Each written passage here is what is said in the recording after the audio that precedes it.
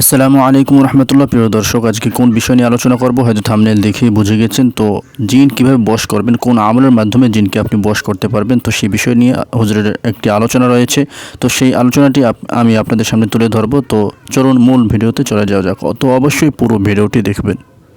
সময় তো দিনী ভাই বোনেরা, আজকের আলোচনার আলোচ্য বিষয়বস্তু হচ্ছে যে জিন বশ করার নিয়ম। আজকে আমি সবিস্তারে বা বিস্তারিতভাবে আলোচনা করব আসলে কি জিন বশ করা আদৌ সম্ভব নাকি সম্ভব নয়, ইসলামে কি জিন বশ করা জায়েজ নাকি জায়েজ নেই। যারা নতুন কবিরাজি শিখতেছেন কিংবা জিন ও জাদু সম্পর্কে রিসার্চ করতেছেন তাদের জন্য এই ভিডিওটি অত্যন্ত গুরুত্বপূর্ণ একটি ভিডিও। তো চলুন আলোচনায় শুরু করা যাক। সম্মানিত দিনী ভাই বোনেরা, আমাদের সকলের অবুজ মনে কত সবুজ আশা থাকে যে আমাদের যদি কোনো জিন বন্ধু হিসাবে থাকতো বা কোনো পরিবন্ধু হিসেবে থাকতো, দেখা যেত যখন আমরা কোনো সমস্যায় পড়তাম তারা এসে অদৃশ্যভাবে বা আমাদের সঙ্গে একান্তভাবে যোগাযোগ করতো, কথা বলতো, ঘুমাতে যেতাম আমার পাশে এসে গল্প করতো। তো আমাদের ছোট্ট মনে মানব হৃদয়ে কত রকম না আশাই থাকে। তো অনেকের কাছে আমরা শুনি যে অমুকের সঙ্গে জিন আছে, অমুকের সঙ্গে ওর বন্ধুত্ব আছে। তো এরকম অনেক কথাই আমরা শুনি প্রচলিত মুখে। আমার কাছে ব্যক্তিগতভাবে অনেক দিনী ভাই কমেন্ট করে যে হুজুর, জিন কি বশ করা যায় কিনা বা জিনের সঙ্গে বন্ধুত্ব করার উপায় কি। তো এই বিষয়ে আলোচনা করার অনেক রিকোয়েস্ট এসেছে, তাই আজকে আলোচনাটা করব কোরআন এবং কোরআনের আয়াত দিয়ে। সম্মানিত দিনী ভাই বোনেরা, আপনারা অনেকেই জানেন যে জিন হচ্ছে আল্লাহ পাকের একটি সৃষ্টি, আশরাফুল মাখলুকাত, এবং জিন জাতির সমস্ত আমলনামার হিসাব কেবলমাত্র শুধুমাত্র আল্লাহ পাক নেবেন। তাছাড়া অন্যান্য যত রকম মাখলুকাত আছে তাদের কোনো রকম আমলনামার হিসাব আল্লাহ পাক নেবেন না। সূরা জারিয়াতে ৫৬ নম্বর আয়াতে এর প্রমাণ আমরা পাই।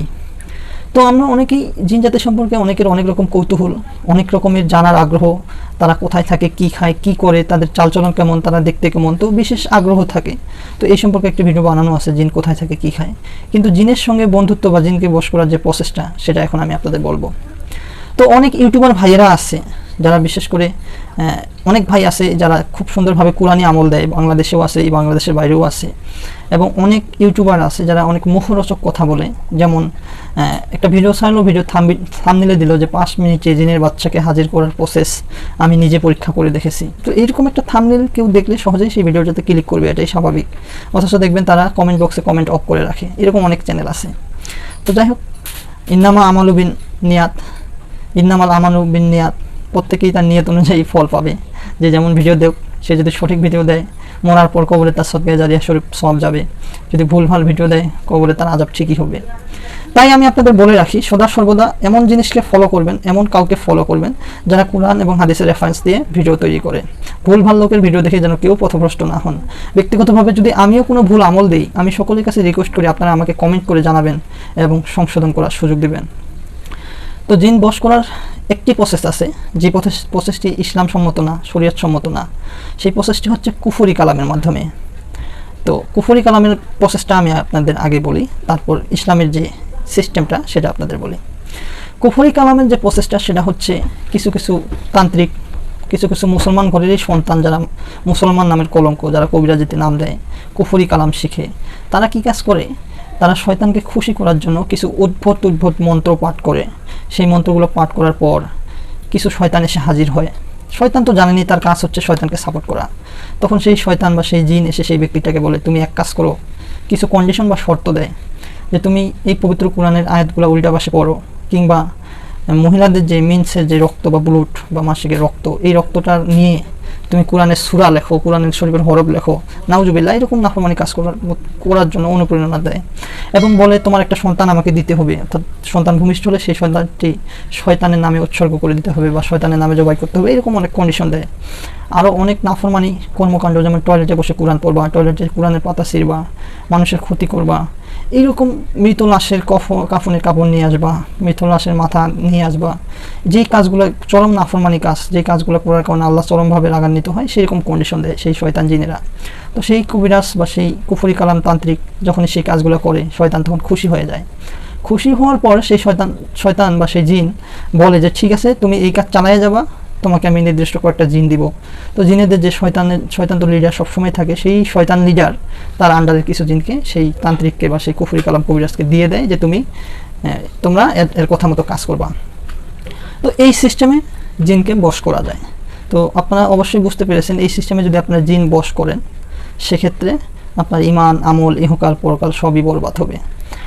আর ইসলামিক পর্যায়ে যদি আমরা দেখি, অনেক আমেল বা অনেক ভালো ভালো ইসলামিক বক্তা দেখি এইভাবে নিয়ম দিচ্ছে, প্রতিদিন এশার নামাজ পড়ার পর 7 বার দরুদে ইব্রাহিম, 41 বার সূরা মুজাম্মিল, 7 বার আবার দরুদে ইব্রাহিম, টানা নাকি 41 দিন পাঠ করতে হবে।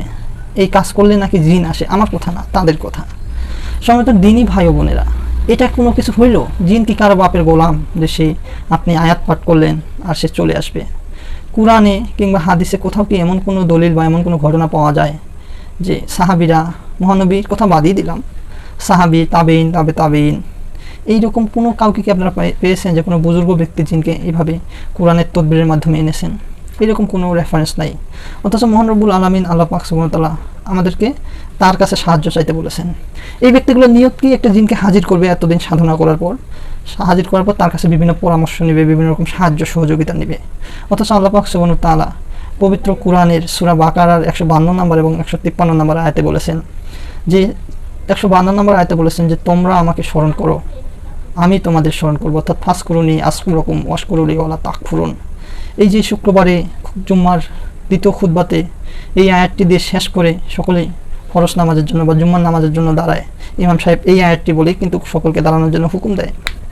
তো এই আয়াতটির মানে হচ্ছে তোমরা আমাকে স্মরণ করো, আমি তোমাদের স্মরণ করবো। আল্লাহ পাক আমাদের বললেন যে তোমরা আমার কাছে চাও, আমি তোমাদেরকে দিব। তোমরা আমাকে স্মরণ করো, আমি তোমাদেরকে স্মরণ করব।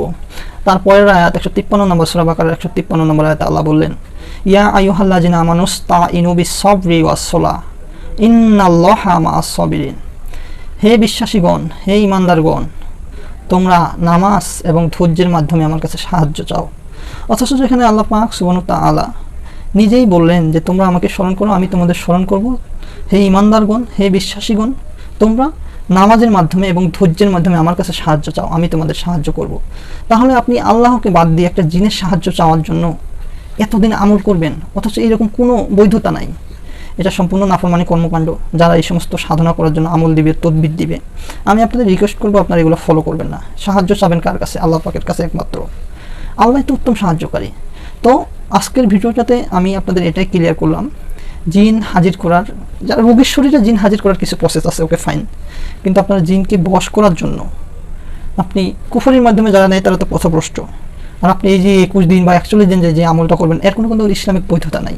অতএব আপনারা কেউ এগুলো করবেন না, যে যেমন কোথায় বলুক। মহান আল্লাহর কাছে সাহায্য চাইবেন। জিন কি? জিনেরা তো ভালো জিন যারা, তারা তো নামাজ কালাম আল্লাহর ইবাদত বন্দেগী করারই টাইম পায় না, করে বাকি সময়ই পায় না। করার টাইম পায় না বললে ভুল হবে, তারা আল্লাহর ইবাদত করতে ব্যস্ত থাকে। খারাপ দিন তারা মানুষের ক্ষতি করে। তাদের বশ করলে তারা 100টা কথা বললে 99টা মিথ্যা বলবে, একটা সত্য বলতে পারে। আর অনেক ক্ষেত্রে দেখা যায় কিছু বুজুর্গ জিন, ভালো জিন, যখন তারা স্বতঃস্ফূর্তভাবে মানুষের কাছে এসে ফ্রেন্ডশিপ করবে, সেটা ভিন্ন বিষয়। আপনি এটাও বলতে পারেন আল্লাহকে যে আল্লাহ আমি আপনার কাছে পানা চাই, এমন একটা জিনের সঙ্গে আমার বন্ধুত্ব বানায় দেয়। এরপর যদি আল্লাহ আপনার দোয়া কবুল করে, সেক্ষেত্রে হতে পারে, আদারওয়াইজ না, হবে না। তো এই বিষয়গুলো আপনারা অবশ্যই ক্লিয়ার রাখবেন। তো সম্মানিত দিনী ভাই বোনেরা, আলোচনার কোথাও যদি কোনো রকম অনিচ্ছাকৃতভাবে ভুল ত্রুটি হয়ে যায়, অবশ্যই কমেন্টের মাধ্যমে আমাকে জানাবেন। আপনাদের প্রতিটি কমেন্ট আমি যথাযথভাবে মূল্যায়ন করে দেখার চেষ্টা করি। এবং আজকের ভিডিওটি এখানেই শেষ করতেছি। ভিডিওর শেষে আবারও বলি, যারা নিয়মিত জিন, জাদুটোনা, ব্ল্যাক ম্যাজিক, কুফরি কালাম সংক্রান্ত সমস্যার কোরআনের চিকিৎসা জানতে চান, শিখতে চান, অবশ্যই চ্যানেলটি সাবস্ক্রাইব করবেন। আবারও দেখা হবে হয়তো পরবর্তীতে অন্য কোনো সময়ে অন্য কোনো আলোচনা নিয়ে, ইনশাআল্লাহ। ততক্ষণে ভালো থাকুন, সুস্থ থাকুন, নিজের পরিবার, পরিজন, আত্মীয় স্বজন সকলের খেদমত করুন। আমার জন্য আপনারা দোয়া করবেন, আমি আপনাদের জন্য দোয়া করব। আসসালামু আলাইকুম ওয়া রাহমাতুল্লাহি